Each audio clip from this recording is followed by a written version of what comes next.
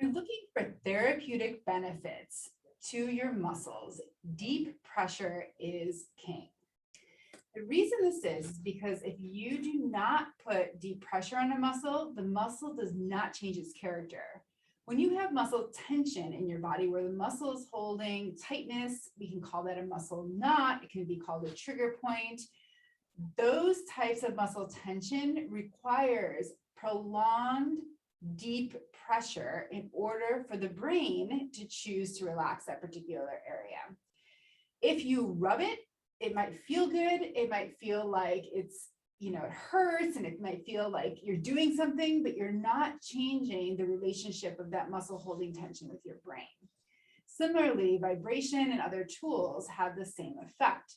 Even if you put gentle pressure or diffuse pressure, like maybe using a bigger area to press, you are not going to be able to get the deep pressure that is actually therapeutic.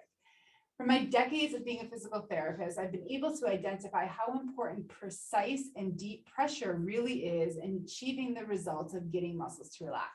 Whether you're working on muscles in the hip or these teeny tiny muscles in the back of your hip, muscles in your neck that are super, super small, if you were to work on releasing these by putting, let's say, a tennis ball, for example, on this area, you would not be able to provide much deep pressure to these muscles at all. It would be more of a diffuse pressure, more of a generalized pressure. You might feel like it's doing a little bit of something because it might be a little bit sore, but it's not going to change the relationship that muscle tightness is going to have with your brain.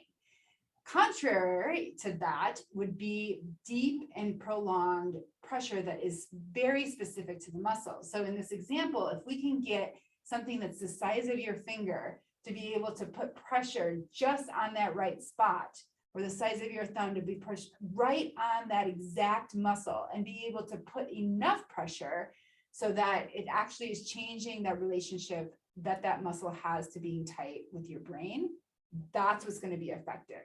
This is why I am such a stickler about advocating 30 to 90 seconds of prolonged deep pressure, because I don't want you to be spending all of your time doing something that's not going to be effective. I want you to be able to release those trigger points. I want that muscle tension that you've been feeling for decades in your shoulder to be gone for good. And without precise deep pressure, you're going to have a hard time achieving those results.